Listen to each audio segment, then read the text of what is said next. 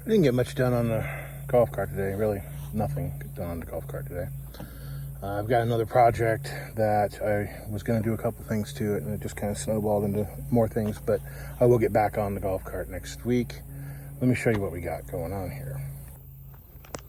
So as you know, my number one all-time most wanted dream car is Plymouth Cricket wagon. A lot of people be like, what the hell, dude? You could have a 69 Super Cobra Jet Mustang, or you could have, some super rare car that's worth $1 million. I don't want any of that stuff. I want that, and I want it on the road, and I will get back on it next year. I will get it finished. But that's number one dream car. Number two dream car, 57 to 59 DeSoto. I used to despise the Fire Sweep because it's a short wheelbase. It's basically a Dodge with DeSoto fins, but it's come to grow on me. I actually feel that the full-size cars are too long. I kind of like this look. I've got a 57 front clip that's going to go on this one that doesn't have any of that rust. One of these days I'll get on it. I shouldn't be working on this other stuff. I should be putting this on the road, but, whatever. Number three dream car, 61 to 63 Rambler American Club Coupe. Number one, I will take a 63 hardtop next. I will take a wagon, 4-door or 2-door, preferably 4-door, or I'll take a convertible and then 4-door last. But this is what I wanted. I found this one on Marketplace. It seemed reasonable. There was only a few pictures to look at.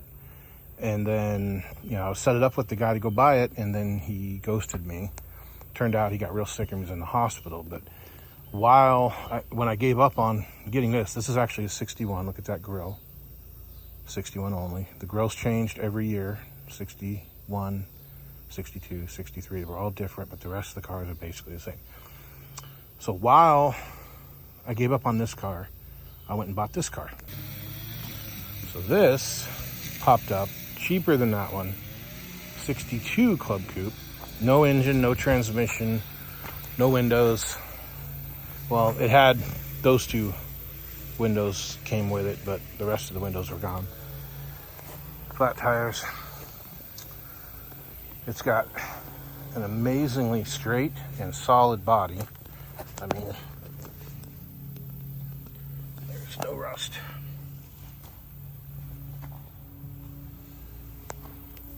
Chrome is pretty decent.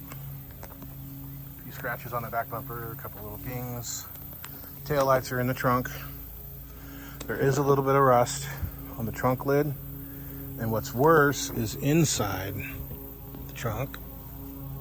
If I can get the trunk lid open. I can't. Anyway, it's just like the Fury here. Around the hinges is completely rusted out. So the trunk lid's basically junk.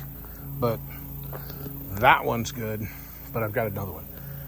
You can see no rust. Big patches of Bondo. Today I spent a few hours and I swapped all the glass over except the windshield and the back window. I need to get gaskets for those. And I want to paint the channels anyway. That's one of my Chrysler wheels. I found out, I didn't realize, these grills are cast. They're heavy. The roof is pretty wavy on it though. That's about the only real body damage. Steering column is gone. Somebody actually cut the shaft as it's mated and it's not divorced.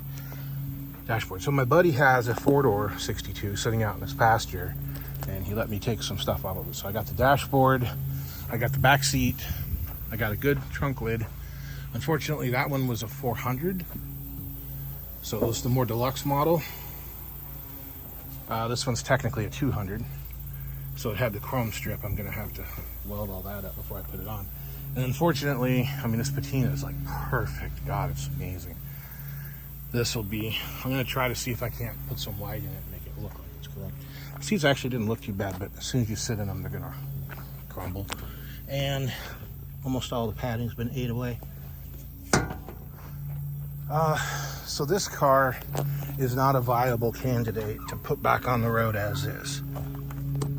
So as you can see here, the frame rail is gone. And the front is, well, this side of the front's fine.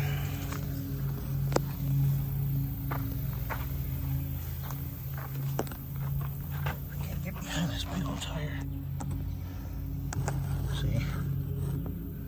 It's just rusted out completely. And that's a very common thing for these cars. This hinge needs to be adjusted. It was broken. The pin broke on it, so I just took the one off the green car. You see the floors need attention. None of that's important. My plan for this car is a body swap. A buddy of mine has a 2009 Scion XB with low mileage and really good shape other than it's been wrecked. His niece rear-ended somebody and it didn't do any major damage, no structural damage, but the measurements don't quite work out. Honda Civic, 2000 Honda Civic does. So more than likely this thing's gonna get body swapped onto a Civic. I know it's gonna piss off a lot of purists, it's gonna piss off a lot of hot rodders. You know, it's just, I want something that I can drive coast to coast without even thinking about reliability, gas mileage, cruise control, air conditioning, power windows, all that good stuff. You know, basically I'll be driving a 2000 Civic and it'll look cool like a Rambler. I gotta clean this truck out. But right now, after doing 2 10-hour trips, I don't want to see the inside of that truck for a month. Okay, so this car. I bought that car, and I picked it up, and this car was 30 miles away from that car. Well, this guy, he got back in touch with me after he got out of the hospital, and he says, hey, you still want it? And I'm like, well, you know, I just bought one. But I'll buy the windshield out of it. It's not perfect. There's a few wiper scratches here, and it's kind of frosted on the bottom and delaminating around the edges. Plus somebody put a mirror, they glued a mirror on there, which, oh well, I might just put a Centex mirror on it and give me a thermometer. But I got a windshield out of it. Now I got the back window out of the 4-door, but I've got another back window. These quarter windows, plus this piece of molding and the door glass, I put into that one tonight. Local classic car junkyard. They're pretty damn reasonably priced, but we're looking at about 500 bucks for all these missing parts, not counting the dashboard and the steering column. I paid less than that for this car. So it was worth, you know, with the gas and everything all together, I paid about 500 bucks for it. So it was worth it. I mean, look, I got taillights. The lenses aren't great, but you know what? I bought a pair of NOS Glow Bright lenses in the box still for 20 bucks shipped. I mean, come on. Back bumper's usable, it's not terrible. This trunk lid is not bad. It's got a little bit of a booger here. You can see the filler. I mean, that's one thing on this car. You can see the filler everywhere. See, filler all right in there. You got filler all in here. You can see there's a lot of filler in this fender. This fender's probably junk. The roof is actually flat. There is a couple spots of filler. It's pretty wavy. Now remember I said these were cast. This is my favorite grill. And the 63 has vertical bars. 62 had the horizontal bars, and this has this. But this is just a extruded or expanded insert. I don't think you can straighten that out without breaking it. I did find another 61 grill though. I'm gonna pick it up and put it in that car. These are perfect, so they're going on the other car. Engine's locked up solid. Half of the spark plugs are missing, and the rest of them are all in there hand tight. And so the oil, pull the dipstick, it's full of water, so the engine's junk. I'm not gonna spend any time on it. The lower valance is junk, turn signal lenses are junk. This fender isn't horrible, but it's not great either. It does have some filler in it, some rust. The rockers are rusted out, full of filler. There's a bunch of filler in this door.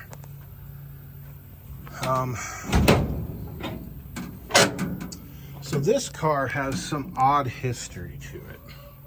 I don't know what, but you can see here that somebody cut everything out, this big section right here, They cut it all out, and it looks like they've got it set up to 4-link it. There's some leaf springs in there, and I threw the Valiant rear end under it so it would roll, because there's no rear end at all. The floors have been patched before. It does have a good dash. If I would have known that, I wouldn't have bothered. Almost dying. I mean, I seriously went past heat exhaustion and was well into heat stroke out there pulling those parts. It's a radio delete dash just like the other one. Again, so this is another 200 with 61. One thing I did learn, where the 62 and 3 have your standard splined window cranks and door latches, these are square shaft just like the Courier.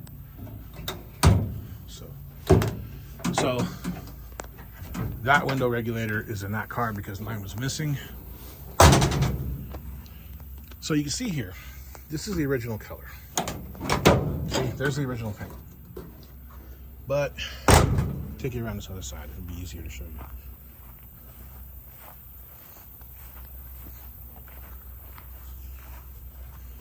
See, there's the original paint. And then you see it's green again. So there's paint job number 2. And then somebody painted it baby blue. And then they went back to pretty close to the factory color. So green, green, blue, green. And then the top was originally this kind of mint green, non-metallic, and then there. So it looks like they left the top green all throughout that, because it's got the original paint and then this last green paint job. I don't know the way people think sometimes. See, the rocker's gone. I thought about using this one for the body swap since they've already started cutting the floors out, but since that one's got like a perfect body on it, I'm not gonna use this one. Plus I'd have to strip it all back, and it's got all that damage, and frame rails are actually solid that I saw, which is amazing because these things are always rusted out. I mean, look at that. Solid. One thing I did see, some of you old Nash guys will know this, probably laugh, but these cars don't use ball joints, they use trunnions. It's essentially a threaded nut that when the suspension moves, the shaft turns in that nut. Well, people don't keep them greased and they seize up, and then you get that. That thing is almost ate completely through the control arm. So this thing wasn't long for the road anyway. But you can see it's not rusted out at all. It's pretty amazing. And it's not rusted out in the back either. It's a 3-speed non-overdrive. Still in it. Nothing special. These tires do seem to hold air, so they're going on the white car because they'll fit. These things, you had to run 15s on them because the tie rod end will hit on a 14, and the spring is so close that if you don't run a skinny tire, these are 4-inch wide wheels, by the way. It's supposed to be a 6-inch wide tire. So these are 205s, I believe, and they're about as wide as you can get without them rubbing. So those ones rub. We're gonna put these on. And you can put a 14 on the rear. Doesn't matter, I've got a pair of those. But I've got those ones there too. I think this one doesn't hold air though. Well, it's still aired up. Maybe it was the other one. Anyway, so it came with all that stuff. It came with all that glass. It came with the painless wiring harness. It came with this, I think this is a blower belt. Brand new. Interesting. Oh yeah, that's the one that leaked. But anyway, that's the plan. White one's getting body dropped. I need to get the Plymouth sold. Right there, I need to get this Valiant carcass out of here. Neighbor wants to buy the Mazda, so I might sell it to him. But for right now, it's time for me to go in, call it a night, and we'll catch you guys on the flip-flop.